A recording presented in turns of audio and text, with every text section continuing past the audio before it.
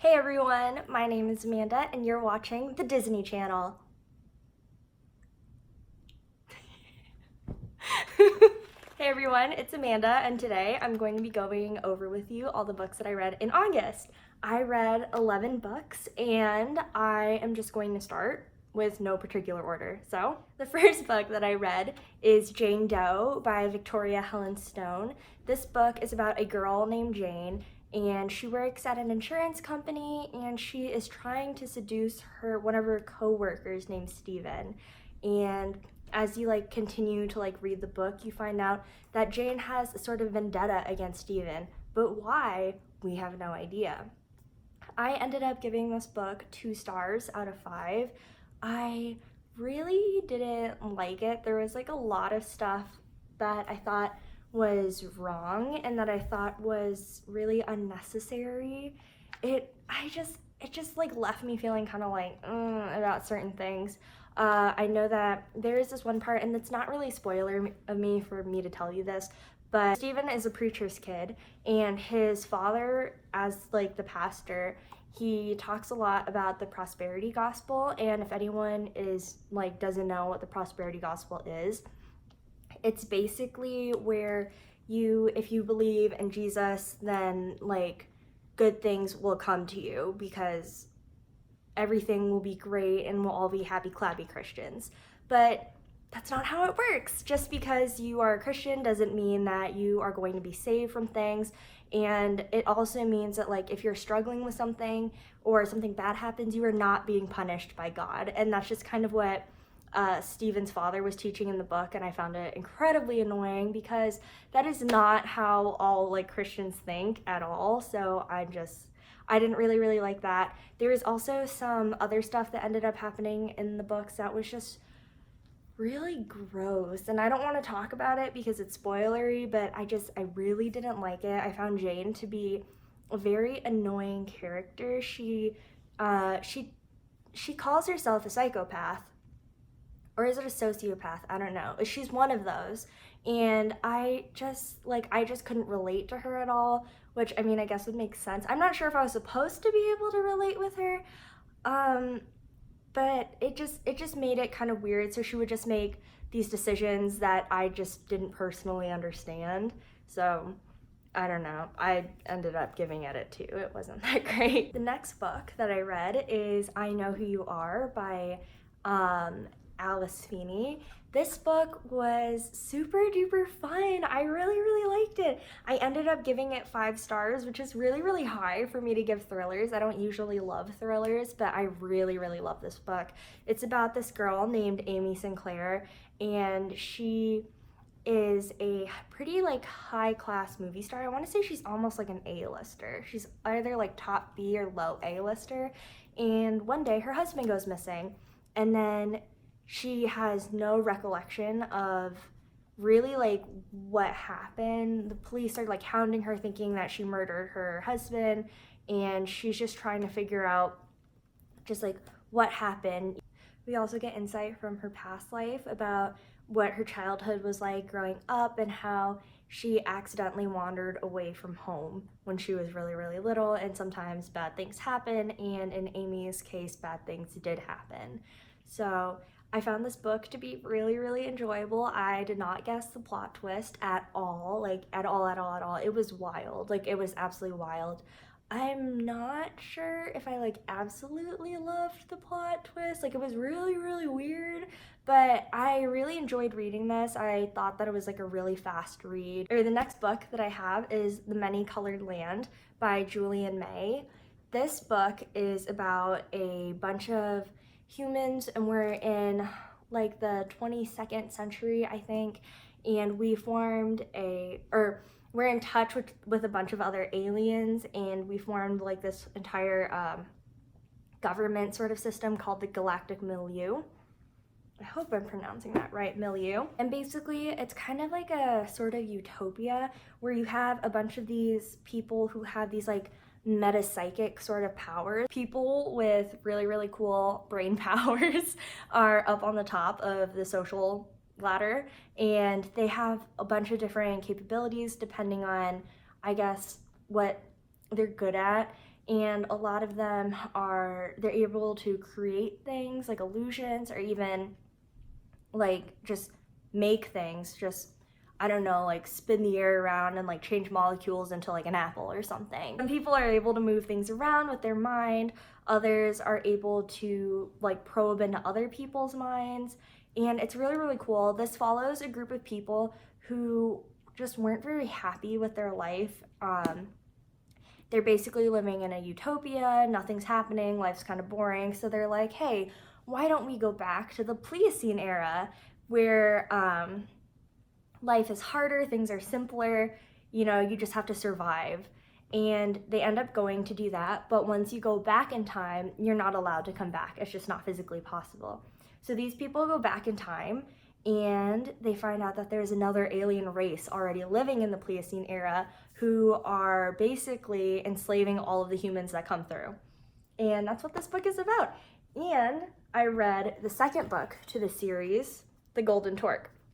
So The Many-Colored Land, I ended up giving 3 stars out of 5. I think that it was really, really good. It had a really, really interesting plot.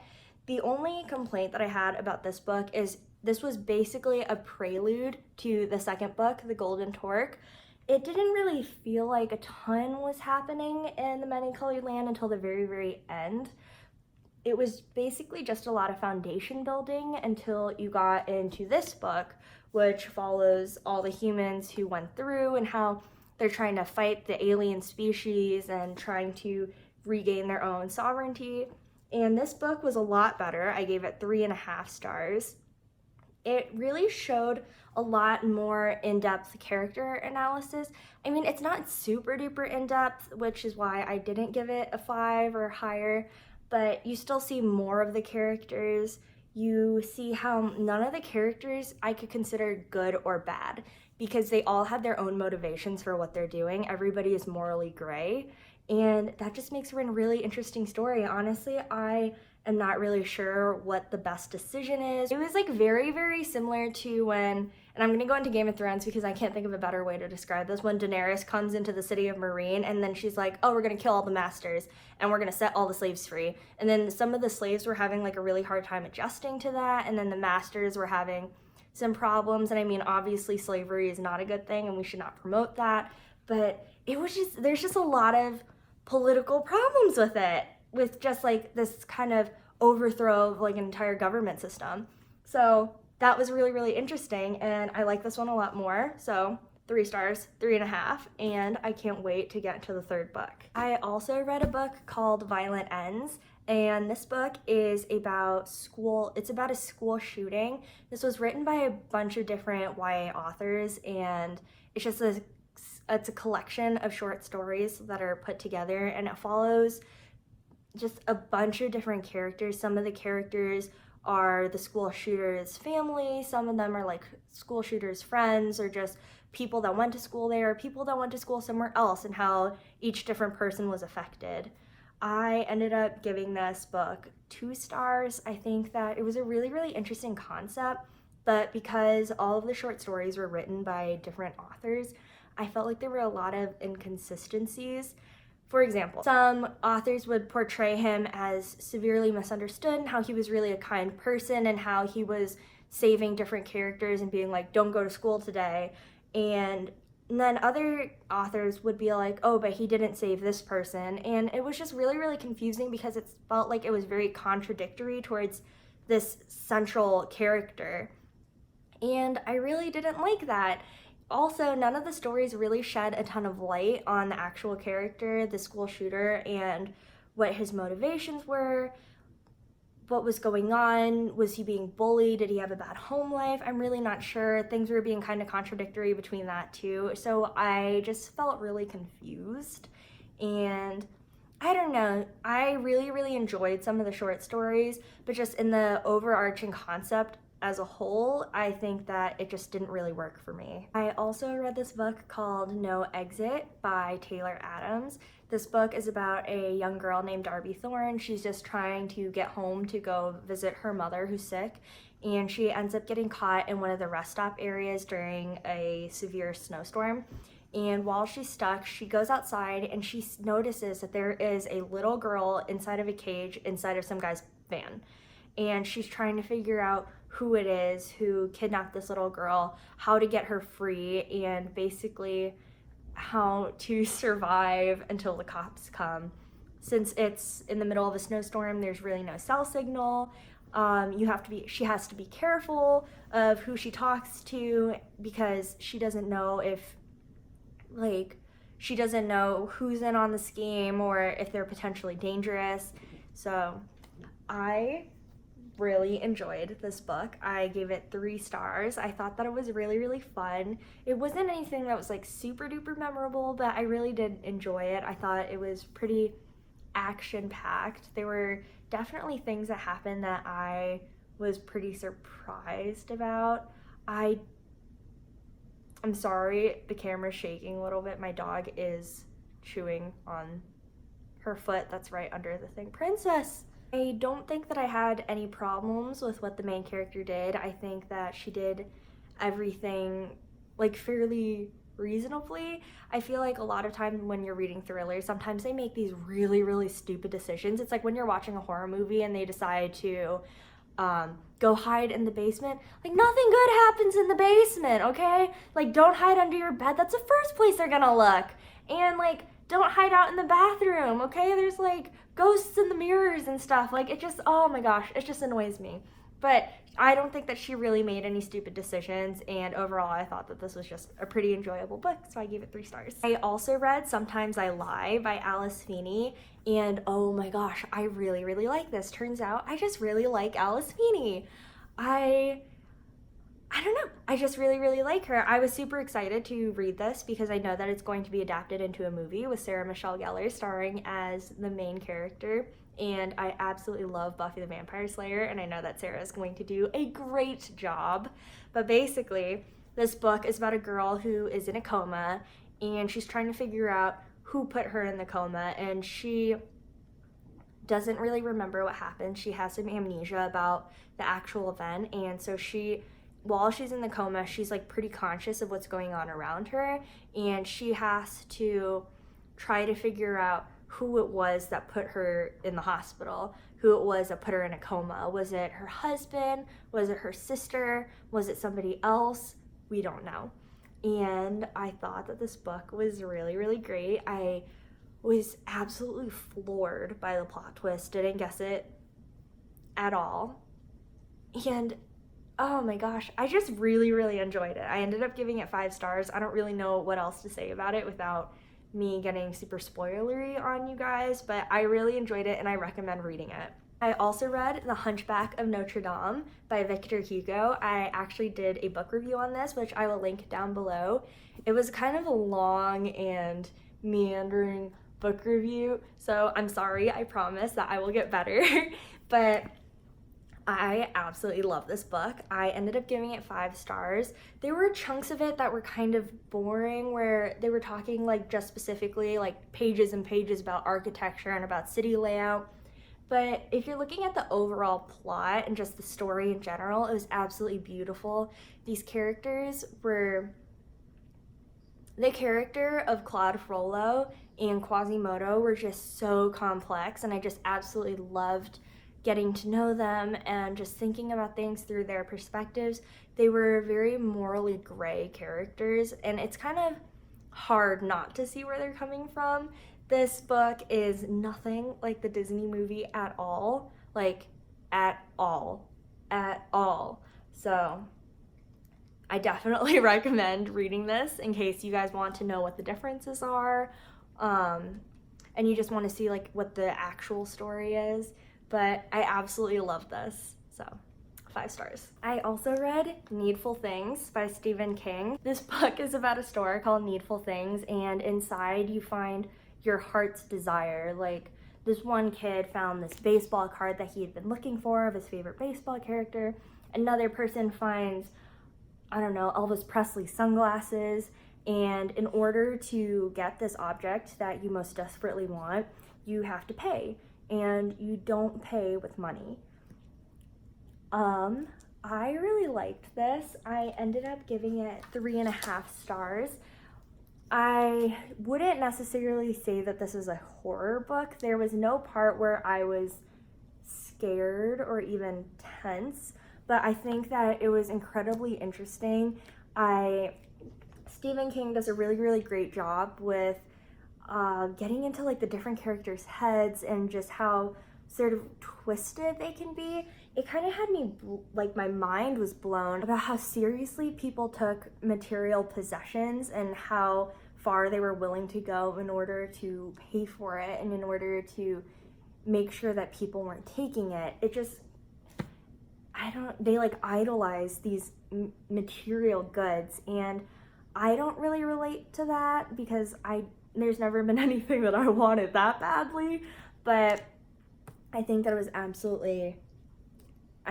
really, really fun to just read into that perspective and to just see how their minds were kind of degenerating and how they were feeling so bad about the things that they were doing in order to pay, but they couldn't help it because at that point you just had to keep going because you already like took it home and you can't take it home and not pay for it, and how their characters would just degenerate because of all the guilt that they were feeling. I don't know. I really, really enjoyed it. There were a couple things that I didn't really like about it. I think that a lot of the times when they were like paying, they were playing tricks on other people, and then when tricks were played on them, they didn't remember that they had done tricks on other people, which didn't make sense to me. I feel like people should have figured that out a lot sooner. Like, if I played a trick on my sister and then my sister played a trick on me, I would have been like, like, why did she do that? You know, like, somebody asked me to play a trick on her, so like maybe somebody asked her to play a trick on me. I don't know. So I thought that was kind of silly.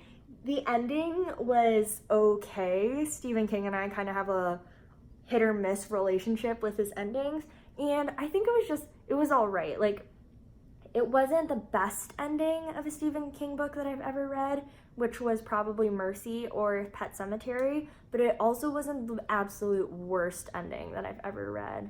Like, the end of Carrie was really weird, but anyway.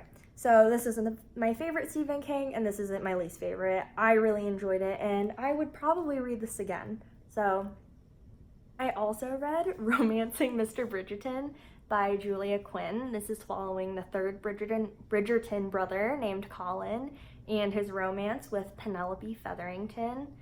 And I feel bad because I feel like I've been gushing about Julia Quinn since pretty much I started my channel, which was like a couple months ago or so, and this one was not my favorite. This one is actually probably my least favorite of the four that I've now read, and I think that's a lot of it is because Colin's backstory felt very sloppily done to me. It really mirrored Benedict's backstory in the second book, where Colin is just really struggling with, you know, being distinctive and being able to stand out from his brothers since he has 7 siblings, and it was just, I don't know, it was basically the exact same story as Benedict's, where Benedict was a secret artist, and then Colin is a secret writer, and then Benedict doesn't want to be just Bridgerton number 2, and Colin wants like a life purpose. Like, they're basically the same thing, and I wasn't a huge fan of that. The only redeeming quality was Penelope's character. I absolutely loved Penelope. She was such a great girl. She was like pretty witty. I really loved how she came to grow into herself and how you really saw that. You also learn in this book who Mrs. Whistledown is, who, if you don't know, is basically the gossip girl of this entire series. And I was so disappointed that I didn't guess who Mrs. Whistledown was. Once Mrs. Whistledown's identity was revealed, I was just sitting there being like, man, why didn't I see that? That makes so much sense. And I was so disappointed because I figured out who Gossip Girl was on the first episode. So, man, my streak is broken. But it wasn't a bad book, it just wasn't my favorite, especially when I had such high expectations for Julia Quinn. I ended up giving it 3.5 stars. So it was just good, but it wasn't as great as her other books. And finally, I read Death on the Nile by Agatha Christie. I did guess parts of the mystery part at the very, very end, like the whodunit. I guessed part of it. So I guess my guessing streak is completely broken. But this is my second Hercule Poirot book that I've ever read, and I really enjoyed it. I think that these whodunits are super duper fun. I was just sitting there like writing notes being like, oh well, this person couldn't have done it because this person was not here, and this person didn't hear this, and this person's cabin is here and relative to like other people. I don't know. I thought that it was really fun. This might sound kind of stupid, but I feel like when I'm reading, I'm not necessarily a very active reader. I don't tend to think a lot while I'm reading, and that sounds awful. So this was really fun, trying to figure it out and trying to beat Hercule Poirot and to see if I could figure it out first. I did not, and I didn't figure all of it out. But I really did enjoy this. I gave it 5 stars, and I think that I'm going to start reading the entire Hercule Poirot series, starting from book 1.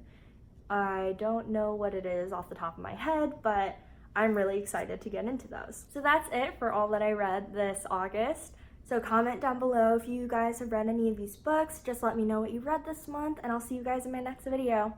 Bye!